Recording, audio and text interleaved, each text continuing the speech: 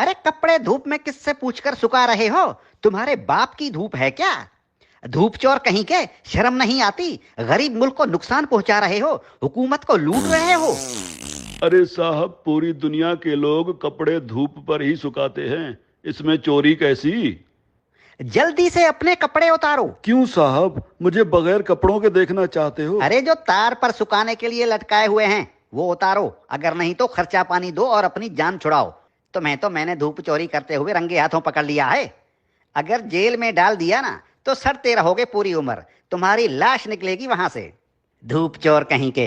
अरे साहब, चोरी कैसी? अरे धूप पर हुकूमत ने टैक्स लगा दिया है, अब धूप पर कपड़े सुखाने का बिल आएगा।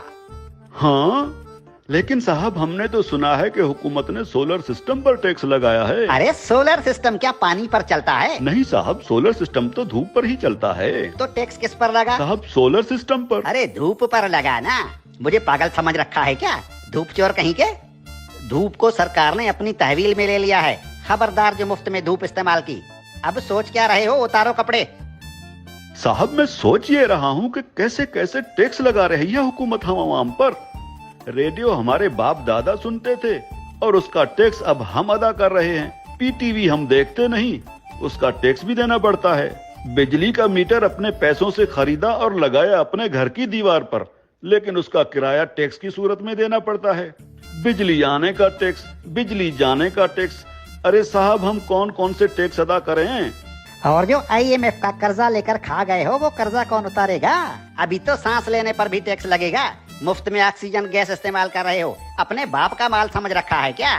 तुम लोगों पर तो ऑक्सीजन गैस की चोरी का केस भी बन सकता है, सीधे जेल के अंदर जाओगे। अरे साहब, ये क्या बात हुई? जुबान लड़ाते हो कानून से। अरे कानून साहब, लेकिन कल को अगर हुकूमत कहेगी कि आसमान पर बादल आ गए हैं, उसका टैक्स दो, बारिश हो रही है, उसका टैक्स दो, तो हम अब क्या बादलों और बारिशों का टैक्स भी देंगे? बादल और बारिश तुम्हारे बाप के हैं क्या?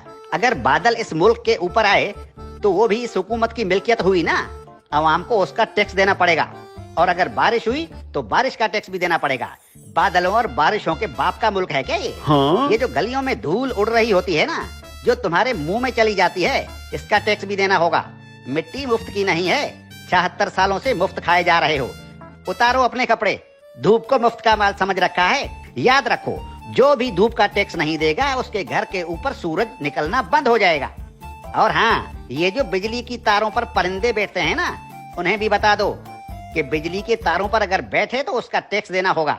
सरकार परिंदों को बिजली के तारों पर बैठने का बिल भेजेगी। हाँ? टट्टी करने कितने बार जाते हो? बस एक बार जाता हूँ, और अगर पेट खराब हो तो कभी कभी 3-4 बार भी जाना पड़ता है। अपना पेट किसी अच्छे मिस्त्री से बनवा लो।